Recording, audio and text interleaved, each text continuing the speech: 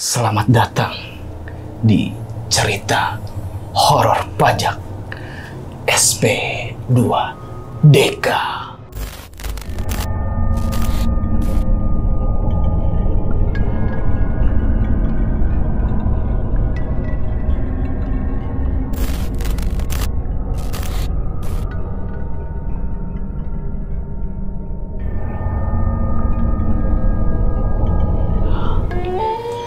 Sudah siap Bapak semua di sini?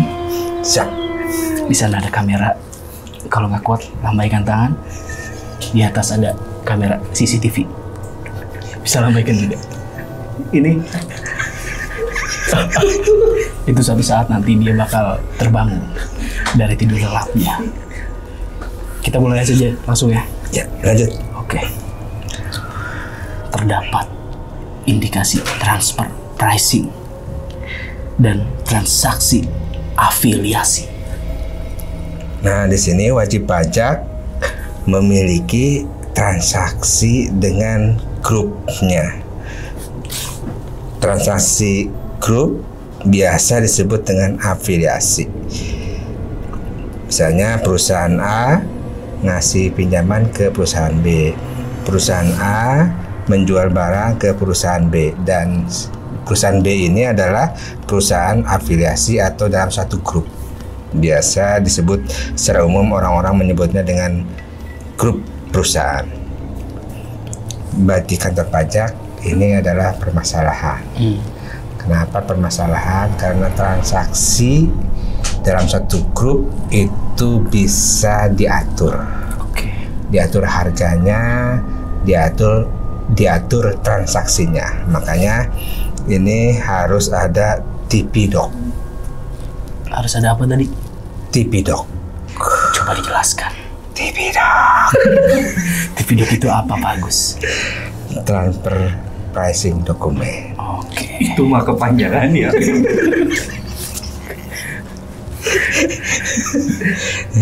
Jadi dokumen yang menjelaskan bahwa harga tersebut atau transaksi tersebut dilakukan secara wajar. Oke. Nih, kantor pajak minta TP-Doc-nya mana? Di sini tujuannya seperti itu. Oke. Ada lagi? Iya, kalau TP-Doc itu nanti harus siap diminta kalau kantor pajak minta. Oke. Jadi wajib pajak harus siap-siap sebelum kantor pajak minta. Oke. Bagus? Ya, cukup. Cukup. Bapak sudah sepertinya udah nyerah. Belum? Udah nyerah. Apa belum, Pak? Lanjut. Oke. Lanjut. Pertanyaan selanjutnya 50 poin. Terdapat data pemicu selisih pembelian WP badan dalam SPT tahunan vs SPT masa PPN. Data pemicu ini adalah istilah yang digunakan oleh kantor pajak. Ini selain kantor pajak jarang ada yang menggunakan istilah ini. Jadi ini lebih kepada data feeding. Data feeding yang diberikan oleh kantor pusat, dalam hal ini aplikasi, atau saya sering menyebutnya dengan mesin ya. Mesin pengawasan. Nah, diberikan kepada AR dalam bentuk data pemicu. Goblok. Suara apa itu?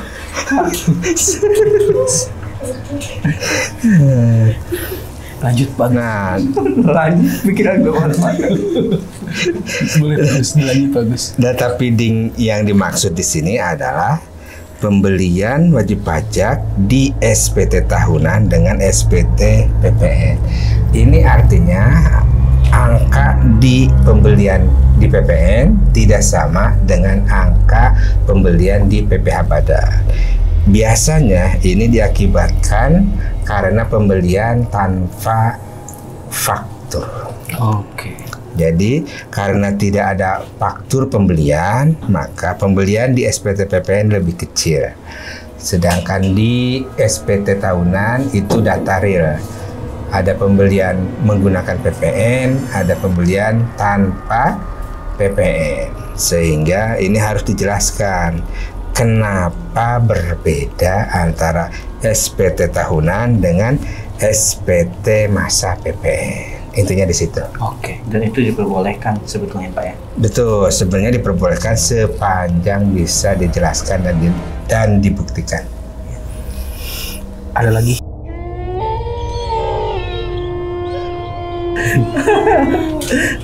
Buyar pikiran gua. Saya lagi nahan nih Pak. Biar dia nggak bangun Pak. Cepetan Pak, lanjut Pak. Sampai kan. Oke, lanjut ya. Lanjut. Berdasarkan hasil ekualisasi dan penelitian laporan keuangan, terdapat selisih omset dibanding SPT masa PPN. Nah, ini kebalikan dari pembelian tadi.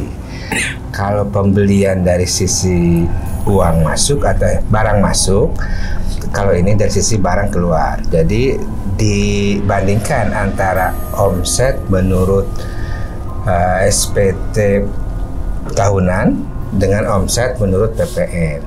Bisa jadi ada penyerahan yang tidak menggunakan faktur, atau bisa jadi ada beda pembuatan faktur, jadi terlambat bikin fakturnya, itu kemungkinannya banyak.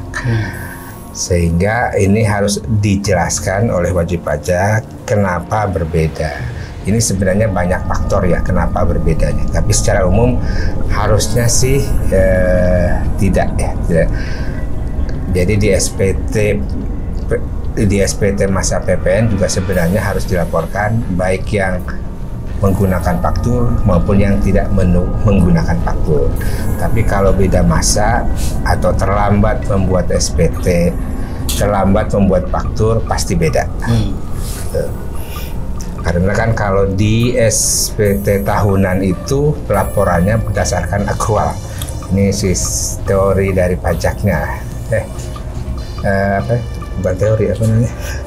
Sistem pencatatan secara akuntansinya menggunakan akrual. Jadi walaupun tidak dibuatkan faktur, jika memang sudah harus dilaporkan sebagai omset, maka dia dilaporkan. Sedangkan di SPT PPN itu lebih kepada fakturnya. Nah, jika dia membuat faktur, maka wajib dilaporkan. Aduh, kaget banget studio. Dari Pak Andri, mungkin ada yang mau ditambahkan Pak? Jadi faktor-faktor sebenarnya banyak. Boleh berbeda antara SPT PPN dengan SPT PPH tahunan. SPT tahunan dia kemungkinan biasanya ada pendapatan lain-lain. Contoh kayak pendapatan penjualan ekspor tetap, gitu loh. Lalu ada reimbursement yang dikenakan PPN. Nah, itu juga menjadi faktor pembeda antara SPT PPN dengan SPT tahunan. Paling itu aja sih. Oke. Masih. Oke, tetap fokus. Tetap fokus.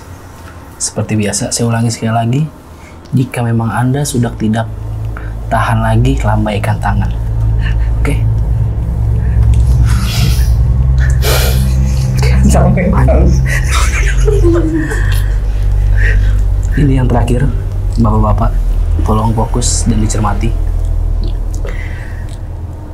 Terdapat selisih ekualisasi biaya gaji pada SPT tahunan dibanding SPT masa PPH 21. Nah, ini seringkali wajib pajak itu lupa melaporkan seluruh biaya gaji di SPT masa PPH pasal 21. Jadi sebenarnya ada dua ya di SPT masa PPH pasal 21 itu. Ada yang dibuatkan bukti potong, ada yang tidak dibuatkan bukti potong. Yang biasanya yang yang tidak dilaporkan di SPT Masa PPh Pasal 21 itu adalah gaji-gaji yang tidak dipotong. Karena tidak dipotong maka tidak dilaporkan. Nah, sehingga terdapat perbedaan. Biaya gajinya besar, PPh Pasal 21-nya kecil. Nah, itulah yang dipertanyakan. Ini kenapa? Apakah ada biaya yang tidak dipotong? Kalau tidak dipotong, kenapa? Atau bagaimana? Ini butuh penjelasan dari wajib pajak. Harus diklarifikasi. Harus diklarifikasi. Klarifikasi. Dari Pak Andri.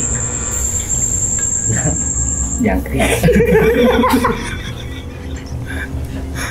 Boleh Pak, silakan. Sama kayak SPT PPN sama PPh. PPh 21 juga boleh, dan menurut saya sih memang seharusnya berbeda. Karena biasanya biaya gaji itu ada termasuk BPJS, iuran pensiun, dan juga jaminan pensiun. Jaminan hari tua. Nah, itu bukan objek pemotongan PPh 21 dan harusnya memang berbeda. Itu yang pertama. Yang kedua, dalam hal si wajib pajak menggunakan outsourcing, nah itu pun sebetulnya bukan objek PPh 21 di wajib pajak tersebut. Harusnya objek PPh Pasal 21 di perusahaan outsourcing. Nah, itu tinggal dijelaskan ke kantor pajak. Ya, bagus ya. Ya. Itu hal-hal pembeda. Jadi jangan takut kalau memang beda apa. Mungkin itu Pak. Yang penting dijelaskan oleh wajib pajak kepada petugas yang memberikan SP2DK. Terima kasih. Terima kasih. Keringatan. Buat kalian yang masih ada kendala di bidang perpajakan, jangan lupa langsung hubungi Botex Consulting Indonesia. Terima kasih buat semuanya yang udah nonton. Kita akan lanjut lagi di cerita horor pajak berikutnya.